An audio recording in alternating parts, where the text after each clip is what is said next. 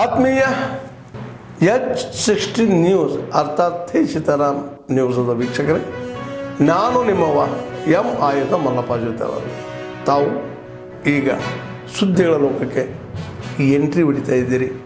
ಈ ಸುದ್ದಿಗಳನ್ನು ಪ್ರತಿಯೊಂದು ನೋಡೋ ಜೊತೆಗೆ ನಿಮ್ಮ ಅಭಿಪ್ರಾಯಗಳನ್ನು ಹಚ್ತಾ ಇರ್ರಿ. ಯಾಕಂದರೆ ಈ ಸುದ್ದಿಗಳು ನಿಮಗಾಗಿ, ನಿಮ್ಮ ಬದುಕಿಗಾಗಿ, ನಿಮ್ಮ ವೈಚಾರಿಕೆಗಾಗಿ, ನಿಮ್ಮ ತಿಳುವಳಿಕೆಗಾಗಿಯೂ ನಿಮಗೂ ಗೊತ್ತು. ಜೊತೆಗೆ ನಮಗೂ ನಿಮ್ಮೊಂದಿಗೆ ಇದೊಂದು ಮಾತಾಡುವಂಥ ಜೊತೆಗೆ ಸುದ್ದಿಗಳನ್ನು ಬಿಡುವಂಥ ಕೆಲಸ. ಈ ಕೆಲಸದಲ್ಲಿ ನಾವು ನಿಮ್ಮೊಂದಿಗಿದ್ದೀವಿ ಅಂತ ಹೇಳ್ತಾ ನೋಡ್ತಾ ಇರಿ ಸುದ್ದಿಗಳನ್ನು. ರೈತರ ಈಗ ಸಂಕಷ್ಟದಲ್ಲಿ ಭಾಳ ಕಿತ್ಕೊಂಡಿವ್ರಿ ಸರ. ಬೆಳೆ ಕೈ ಬಂದು ಸರ ಬಾಯಿ ಬರ್ಲಂತ ಆಗೈತಿ. ಕೈ ಬಂದು ತುತ್ತು ಬಾಯಿ ಬರ್ಲಂಗೆ ಆಗೈತೆ ಅಂತಂದ್ರೆ ನಮ್ಮ ಹೆಸರು ಬೆಳೆ ಸದ್ಯ ಕಟಾವು ಮಾಡಿವಿ, ನಾವು ಮಾರ್ಕೆಟಿಗೆ ಕಳಿಸ್ಬೇಕಾಯ್ತು. ಅಂಥ ಪರಿಸ್ಥಿತಿಯಾಗ ವರ್ಣನ ಅರ್ಪಟ್ಟಕ್ಕೆ ಎಲ್ಲ ಬೆಳೆನೂ ಸಂಪೂರ್ಣ ನಾಶ ಆಗಿ ಹೋಗೈತಿ. ಎಲ್ಲ ಈಗ ಹೆಸರು ಮಳೆ ಹೊಡೆದಾವ ಸರ್. ಅಲ್ಲೆಲ್ಲಿ ಎಲ್ಲ ಮಳೆ ಹೊಡೆದು ಡ್ಯಾಮೇಜ್ ಆಗಿ ಇದು ನಿರಂತರ ಮಳೆ ಬಿಡವಲ್ಲ ಸರ. ನಮ್ಗೆ ರಾಜ್ಯ ಸರ್ಕಾರ ಹಾಗೂ ಕೇಂದ್ರ ಸರ್ಕಾರ ರೈತರಿಗೆ, ಎಲ್ಲ ರೈತರಿಗೂ ಸಂಪೂರ್ಣ ಬೆಳೆ ವಿಮೆ ಬಿಡುಗಡೆ ಮಾಡ್ಬೇಕು ಹಾಗೂ ಬೆಳೆ ವಿಮೆ ಪರಿಹಾರ ಬಿಡುಗಡೆ ಮಾಡ್ಬೇಕು ಅಂತೇಳಿ ನಾನು ರಾಜ್ಯ ಸರ್ಕಾರಕ್ಕೆ ಹಾಗೂ ಕೇಂದ್ರ ಸರ್ಕಾರಕ್ಕೆ ನಾವು ಮನವಿ ಮಾಡ್ತೀವಿ. ಈಗಾಗಲೇ ನಮ್ಮ ಜಿಲ್ಲಾ ಉಸ್ತುವಾರಿ ಸಚಿವರ ಗಮನಕ್ಕೆ ನಾವು ಬಳ್ಳಿ ಸಮೇತ ಹೋಗಿ ಅವ್ರಿಗೆ ಮನವಿ ಕೊಟ್ಟೀವಿ. ಅವರು ಇದ್ರ ಬಗ್ಗೆ ಚರ್ಚೆ ಮಾಡ್ತಾರೆ ಅನ್ನುವಂಥ ಭರವಸೆ ಕೊಟ್ಟರೆ. ಇದೇ ರೀತಿ ಎಲ್ಲ ಶಾಸಕರು, ಸಚಿವರು ಎಲ್ಲರೂ ನಮ್ಗೆ ಪರಿಹಾರ ಕೊಡುವಂಥ ವ್ಯವಸ್ಥೆ ತಾವು ಮಾಡಿಕೊಡ್ಬೇಕಂತೇಳಿ ತಮ್ಮನ್ನು ಈ ಮೂಲಕ ನಾವು ವಿನಂತಿ ಮಾಡ್ತೀವಿ. ನಮ್ಮ ಹೆಸರು ಬಸವರಾಜ್ ಹೋಗ್ಬೇಕು. ಇದೀಗ ಅವರೇ JSW ಕಂಪನಿಯವರೇ ಅಧಿಕೃತವಾಗಿ ಪ್ರಕಟಿಸಿರುವ EIA ನೋಟಿಫಿಕೇಶನ್ನಲ್ಲಿ 103 ಹಳ್ಳಿಗಳನ್ನು ಸೇರ್ಪಡೆ ಮಾಡಿ ಅಧಿಕೃತವಾಗಿ ದಾಖಲಿಸಿದ್ದಾರೆ. ಹಾಗಿದ್ರೆ ಮುಂದಿನ ದಿನಗಳಲ್ಲಿ 103 ಹಳ್ಳಿಗಳು ಕೂಡ ಈ ಒಂದು ಬಾಧಿತ ಪ್ರದೇಶದ ಒಳಗಡೆ ಬರುತ್ತದೆ ಎನ್ನುವುದು ನಮ್ಮ ಗಮನಕ್ಕೆ ಬಂದಿರುವ ಸಂಗತಿಗಳು.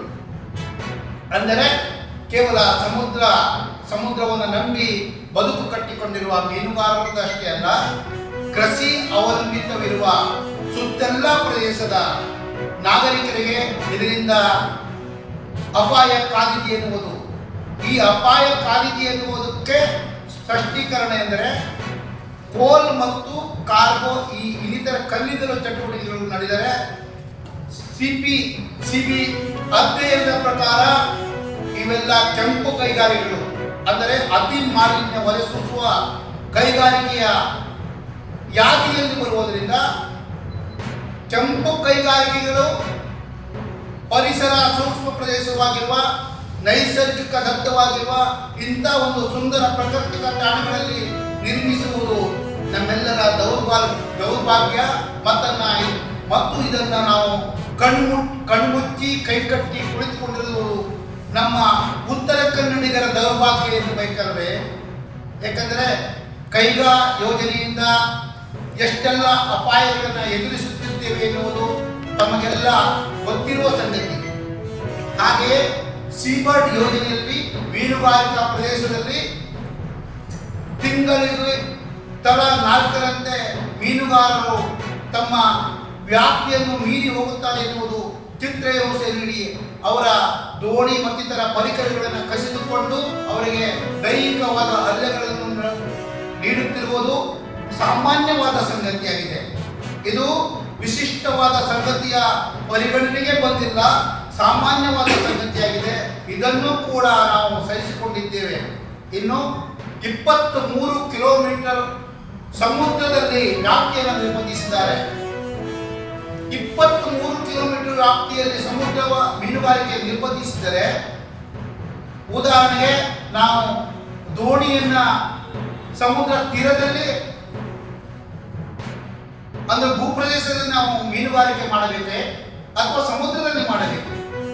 ಯಾಕಂದ್ರೆ ಆ ಸಮುದ್ರ ತೀರದಲ್ಲಿ ವಾಸಿಸುತ್ತಿರುವ ಪ್ರತಿಯೊಬ್ಬ ನಾಗರಿಕನು ಸಾಂಪ್ರದಾಯಿಕ ಮೀನುಗಾರಿಕೆ ವೃತ್ತಿಯನ್ನು ಅವಲಂಬಿಸಿಕೊಂಡಿದ್ದಾನೆ. ಅದನ್ನು ಹೊರತಾಗಿ ಯಾಂತ್ರಿಕದ ಬೋಟ್ಗಳು 23 ಕಿಲೋಮೀಟರ್ ಹಾದು ಹೋಗಿ ಒಂದಾದ ವೇಳೆ ಹೋಗುವಾಗ ವಾಣಿಜ್ಯ ಸರಕುಗಳನ್ನು ಸಾಗಿಸುವ ಹಡಗುಗಳಿಂದ ಅಪಘಾತ ಸಂಭವಿಸಿದರೆ ಇದಕ್ಕೆ ಹೊಣೆಗಾರರು ಯಾರಾಗುತ್ತೀರಿ? ಸಮುದ್ರ ನಿಮ್ಮದಲ್ಲ ಎನ್ನುತ್ತಿರುವ ಸಚಿವರಾಗುತ್ತಾರೆಯೇ ಅಥವಾ ಸರ್ಕಾರವು ಈಗಿರುವ ಸರ್ಕಾರವು ಮುಂದಿನ ಶಾಶ್ವತವಾಗಿ 100 ವರ್ಷಗಳ ಕಾಲ ತಮ್ಮದೇ ಅಧಿಕಾರ ಎನ್ನುವುದು ಭ್ರಮೆಯಿದೆ. ಇದೆಲ್ಲ ವಿಚಾರಗಳು ವಾಸ್ತವಿಕ ಸಂಗತಿಗಳನ್ನು ಅರಿತು ವಾಸ್ತವವನ್ನು ಕೆಲವೊಂದು ದಿನಪತ್ರಿಕೆಗಳಲ್ಲಿ ಪ್ರಕಟವಾಗುತ್ತಿರುವ ಇತ್ತೀಚಿನ ಹೇಳಿಕೆಗಳು ನಮಗೆ ನೋವು ತರಿಸಿದೆ. ಏಕೆಂದರೆ 182 ಅಪ್ಲಿಕೇಶನ್ಸ್ 53, 57 ಇದೆ ಅಂತೇಳಿ ಮಾಹಿತಿ ಕೊಟ್ಟಿದ್ದಾರೆ. ಅದನ್ನು 3 ವರ್ಷದಲ್ಲಿ ಮಾಹಿತಿ ಕೇಳಿದ್ದೀನಿ. 3 ವರ್ಷದಲ್ಲಿ 53 ಬಂದು 123 ಮಂಜೂರು ಮಾಡಿದ್ದಾರೆ.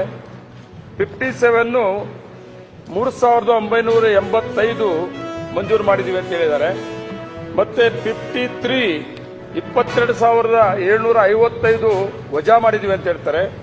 ಮತ್ತೆ 57 6,49,243 ಅಪ್ಲಿಕೇಶನ್ ವಜಾ ಮಾಡಿದ್ದೀವಿ ಅಂತ ಹೇಳ್ತಾರೆ ಅಧ್ಯಕ್ಷೆ, ಉತ್ತರದಲ್ಲಿದೆ. ಆದರೆ ಯಾಕೆ ಕಾರಣ ಏನು ವಜಾ ಮಾಡೋದಕ್ಕೆ ಅನ್ನೋದ್ರ ಬಗ್ಗೆ ಅವಾಗಲೇ ತುಂಬಾ ವಿವರವಾಗಿ ಹೇಳಿದ್ದಾರೆ. ನಾನೊಂದು ರಿಕ್ವೆಸ್ಟ್ ಮಾಡೋದೇನೆಂದ್ರೆ ಅಧ್ಯಕ್ಷೆ, ಸರ್ಕಾರನ ಮತ್ತೆ ಮಂತ್ರಿಗಳನ್ನ, ಇವತ್ತು ಸಾಮಾನ್ಯವಾಗಿ 53, 57 ಅರ್ಜಿ ಹಾಕುವಂತವರು ಇದ್ದಾರೆ. ಅವಾಗಲೇ ಮಾಹಿತಿ ಪ್ರಕಾರ ವಯಸ್ಸಾಗದೇ ಇರಬಹುದು, ಅವನು ಸ್ಥಳೀಕನಾಗದೇ ಇರಬಹುದು, ಮತ್ತೆ 4 ಎಕರೆ 38 ಗುಂಟೆಗಿಂತ ಹೆಚ್ಚಿಗೆ ಇದ್ರೂ ಸಹಿತ ಅರ್ಜಿ ಹಾಕಿರೋದಿರ್ಬೋದು. ಇವೆಲ್ಲ ತೆಗೆದು ಸರಿಯಾದ ಮಾಹಿತಿ ತಗೊಂಡು ಇದು ಬಂದು ನಮ್ಮ ಚೀನಿಯವರು ಕರೆ ಮಾಡಿದ್ರು. ಇದು ಬಂದು ಗುರುಪೇಟೆ ಗುರು ಮೆಸ್ ಹತ್ರ ಹೊಸದಾಗಿ ಜೀರ್ಣೋದ್ಧಾರ ಆಗಿರೋ ಈ ನಾಗರಾವು ಒಂದು ನಮ್ಮ ನಾಗರ ಕಲ್ಲುಗಳ ಮೇಲೆ ಸೇರ್ಕೊಂಡಿದ್ದೆ ಅಂತ ಕರೆ ಮಾಡಿದ್ರು. ಇವುಗಳಿಂದ ಮಾನವನಿಗೇನು ಸಮಸ್ಯೆ ಇಲ್ಲ. ಮಾನವನಿಗೆ ಬಂದ ನಿರುಪದೇಶಗಳು ಮುಖ್ಯವಾಗಿ ರೈತನ ಮಿತ್ರ. 40% ಬೆಳೆಯನ್ನು ರೈತನಿಗೆ ಅರಿವಿಲ್ಲದ ಹಾಗೆ ಯಾವುಗಳು ಉಳಿಸ್ತಾ ಇದೆ. ದಯವಿಟ್ಟು ಯಾವುದೇ ರೀತಿ ಅವನು ಕೊಲ್ಲೋದಾಗಲಿ ಅಥವಾ ಬಂಧನ ನಡೆಯೋದಾಗಲಿ ಮಾಡಿದ್ರೆ ಅಕ್ಷಮ್ಯ ಅಪರಾಧ. 1972 ಅರಣ್ಯ ಕಾಯ್ದೆ ಪ್ರಕಾರ 7 ವರ್ಷ ಜೈಲು, 3 ಲಕ್ಷ ಜರಿಮಾನೆ ವಿಧಿಸ್ತಾರೆ. ದಯವಿಟ್ಟು ಇಂಥ ನೋಡಿ, ಇಂಥ ಅಪರೂಪದ ಸನ್ನಿವೇಶಗಳು ಕಾಣಿಸಿಗಲ್ಲ. ಅಂಥದ್ದು ಈ ಸನ್ನಿವೇಶಕ್ಕೆ ಯಾವ ಸಂರಕ್ಷಣೆ ಮಾಡಲ್ಲ. ನಂಗೆ ಅವಕಾಶ ಮಾಡಿಕೊಟ್ಟ ನಮ್ಮ ಚೆನ್ನಿಯವರಿಗೆ ಹೃತ್ಪೂರ್ವಕ ಧನ್ಯವಾದ ಅರ್ಪಣೆ ಮಾಡ್ತೇನೆ. ದಯವಿಟ್ಟು ಅವುಗಳನ್ನು ಸಂರಕ್ಷಣೆ ಮಾಡಿ ಪರಿಸರದ ಸಂಪತ್ತನ್ನು ಕಾಪಾಡಿ. ಎಲ್ಲಾದರೂ ಅವಳ್ಕೊಂಡು ಬಂದಾಗ 8445733053 ನಂಬರ್ ಕರೆ ಮಾಡಿ ಅಥವಾ ನಮ್ಮ ಸ್ಥಳೀಯ ರಕ್ಷಕರಾದ ಸ್ನೇಹಿತರವ್ರ ನಂಬರು 9972879002 ಅಥವಾ ನಮ್ಮ ಆನಂದಿಯವರ ನಂಬರು 97319063 ಅಥವಾ ನಮ್ಮ ಲೋಹಿತ ನಂಬರ್ 9113692931 ಅಥವಾ ನಮ್ಮ ಅರಣ್ಯ ಲೇಖ ನಂಬರ್. ಆದ್ಮೇಲೆ ಎಲ್ಲ ಸುದ್ದಿಗಳನ್ನು ನೋಡಿದಿರಲ್ಲ, ಏನು ಅನಿಸ್ತು ನಿಮಗೆ? ಇದರಲ್ಲೇ ನಿಮ್ಗೆ ಲೈಕ್ ಆಗಿರ್ಬೋದು, ಡಿಸ್ಲೈಕು ಆಗಿರ್ಬೋದು, ಕಾಮೆಂಟ್ ಬೇಡಪ್ಪ ಅಂತೂ ಅನಿಸಿರ್ಬೋದು, ಕಾಮೆಂಟ್ ಮಾಡಬೇಕಪ್ಪ ಅನಿಸಿರ್ಬೋದು, ಶೇರ್ ಮಾಡಬಾರ್ದಪ್ಪ ಅನಿಸಿರ್ಬೋದು, ಮಾಡಬೇಕು ಅನಿಸಿರ್ಬೋದು. ಏನಾದರೂ ಆಗಲಿ ಶೇರ್ ಮಾಡ್ತಾಯಿರಿ, ಈ ನ್ಯೂಸ್ಗಳನ್ನ ಹಂಚ್ತಾ ಇರಿ, ಜೊತೆಗೆ ಇದಕ್ಕೆ ಸಬ್ಸ್ಕ್ರೈಬ್ ಆಗ್ತಾಯಿರಿ ಅಂತ ಹೇಳ್ತಾ H16 ನ್ಯೂಸ್ ಅರ್ಥಾತ್ ಹೇ ಸೀತಾರಾಮ್, ಇದು ಸತ್ಯದ ಕೈಗೆ ನಡಿ. ವಂದನೆಗಳು.